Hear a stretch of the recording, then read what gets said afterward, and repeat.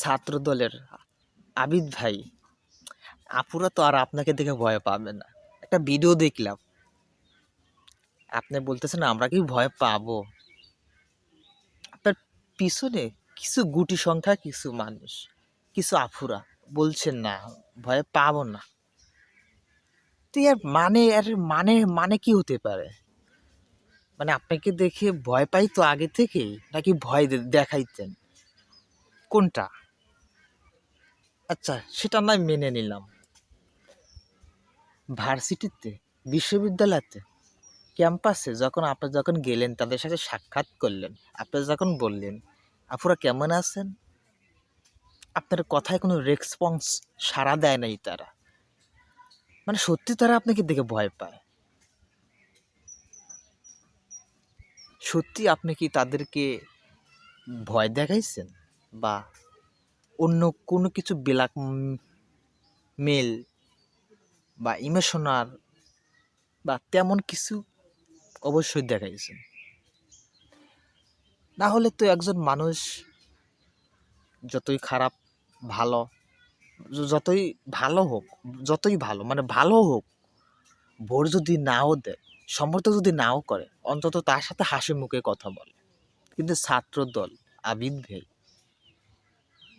আপনি তাদের উপর কেমন আচরণ করছেন তার সব ফুটেজ এখন আসবে।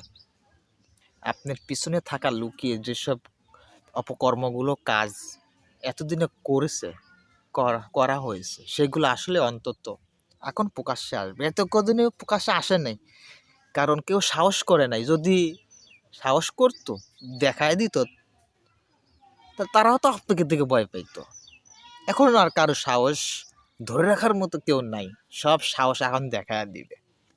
তবে এই ফুটেজগুলো যদি এই ভোটের সময় যদি আইতো, ভোট দেওয়ার সময় যদি আইতো, যেই সময় আপনিও বিভিন্নভাবে নির্বাচন বয়কট করবেন, অনিয়ম চলতেছে, ভিতরে ঢুকতে দিতেছে না, তাদের লোক, তারা ব্যালট বাক্স দাম দু থাপ্পা মারতেছে, এই নৌকা যেভাবে মারছে এইভাবে মারতেছে, এইরকম ধরনের প্রশ্ন বৃদ্ধি কেন করলেন? মানে বুঝতে আর বাকি নাই। ডাল মে কুছ কালা হে, কাবাব মে হাড্ডি, যে লা ওই কদু।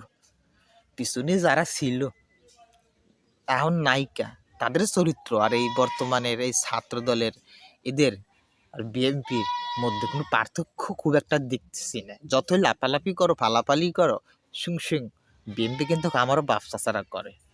ঠিক আছে, বিএনপি কিন্তু আমার বাপ চাচারা করে, আমার ফ্যামিলির লোকজন করে, আমার গোষ্ঠীর লোকজন করে। তারাও 15 বছর অনাহারে ছিল, লুকিয়ে ছিল, বাঁশবাগানে ছিল, এখন তারা প্রকাশ্যে আইছে।